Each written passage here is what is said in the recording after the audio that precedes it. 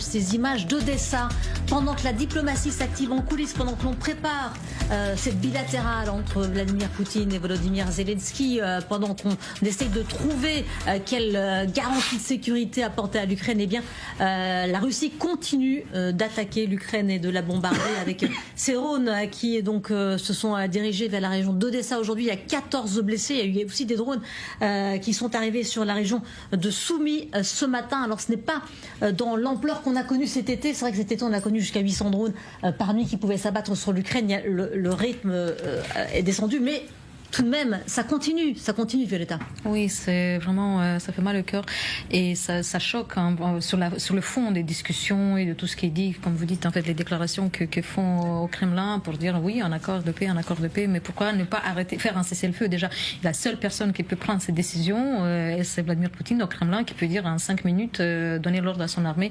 Et aujourd'hui, et donc ça s'arrêterait en fait. Hein, donc c'est vraiment, c'est une honte. Aujourd'hui, les Ukrainiens peuvent arrêter 8 drones sur 10 en fait. Hein. Donc voilà, c'est ça le taux en fait. Le nombre de drones qu'ils envoient, il y a toujours 1 sur 5 qui touche une cible et donc ça fait des dégâts. Et il y a aussi des bombardements par les missiles et tout ça. Donc qui ne sont pas effectivement toujours interceptés. C'est pour ça que c'est super important cette défense aérienne en fait. Hein. C'est les moyens, les batteries patriotes qui ont été discutées aussi lundi à Washington.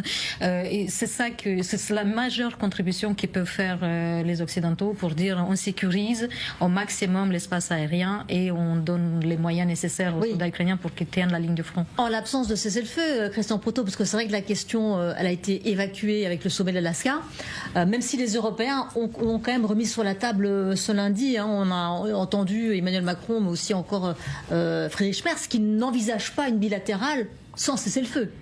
Oui, bien évidemment, sauf que je rappelle que Poutine a dit qu'il ne voulait pas entendre parler de cessez-le-feu. C'est ce qui est bloqué également à Anchorage, parce que